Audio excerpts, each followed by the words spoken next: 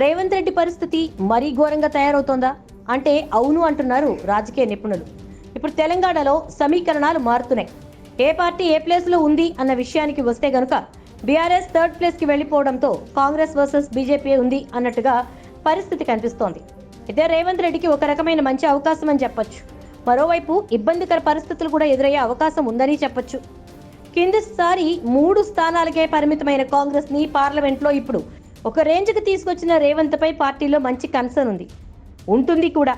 అయితే ఒకవేళ కాంగ్రెస్ కంటే బీజేపీ ఎక్కువ సీట్లు గెలుచుకుంది అంటే అప్పుడు అది రేవంత్ కి పెద్ద రిస్క్ అవుతుంది. సెంట్రల్ లో మోడీ సర్కార్ అధికారంలోకి వస్తే గనుక ఇక్కడ కాంగ్రెస్ లో రేవంత్ కి తన వాళ్లతోనే సమస్యలు ఎదురయ్యే అవకాశం ఉంది. ఎందుకంటే పార్టీలో అసంతృప్తులు ఉన్నారు. వాళ్ళంతా సరైన టైం కోసం వెయిట్ చేస్తూ ప్రస్తుతానికి సైలెంట్ గా ఉన్నారు.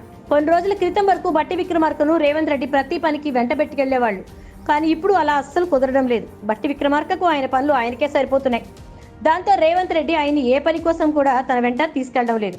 అలాగే ప్రభుత్వం అధికారంలోకి వచ్చిన సమయంలో వెంట తీసుకెళ్లినట్టు ఇప్పుడు బట్టిని ఉత్తమ్ కుమార్ రెడ్డిని అస్సలు తీసుకెళ్లడం లేదు. వాళ్లతో డిస్టెన్స్ మెయింటైన్ చేస్తున్నట్లు ఓపెన్ గా తెలిసిపోతోంది. వాళ్ళని పెద్దగా పట్టించుకుంటున్నట్టు కూడా కనిపించట్లేదు.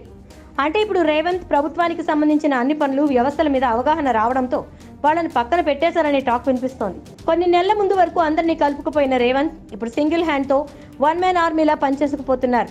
ఇక్కడి వరకు అయితే ఓకే, కానీ ఒకవేళ రేపటి రోజున సెంట్రల్ లో కాంగ్రెస్ పవర్ లోకి రాకపోతే గనుక ఆ ఇంపాక్ట్ రేవంత్ మీద ఎక్కువగా ఉండే అవకాశం కనిపిస్తోంది.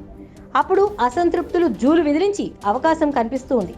అలాగే అసమ్మతి వర్గాలు తయారై రేవంత్ మాట వినకుండా ఇష్టం వచ్చినట్టు ప్రవర్తించే ఛాన్స్ కూడా ఉన్నట్లు తెలుస్తోంది. అప్పుడు వీళ్ళంతా కాంగ్రెస్ ని వీడి బీజేపీలోకి వెళ్లే ఛాన్సెస్ కూడా ఎక్కువగానే ఉన్నాయి. అలానే కాంగ్రెస్ ని 2 ముక్కలు చేసినా ఆ తర్వాత బీఆర్ఎస్ తో కలిసినా పెద్దగా ఆశ్చర్యపోనక్కర్లేదు. అలా జరిగితే రేవంత్ పరిస్థితి అడకత్తరలో పోకచెక్కలా మారిపోతుంది. ఏం జరుగుతుందో కొన్ని రోజుల్లో తేలిపోతుంది.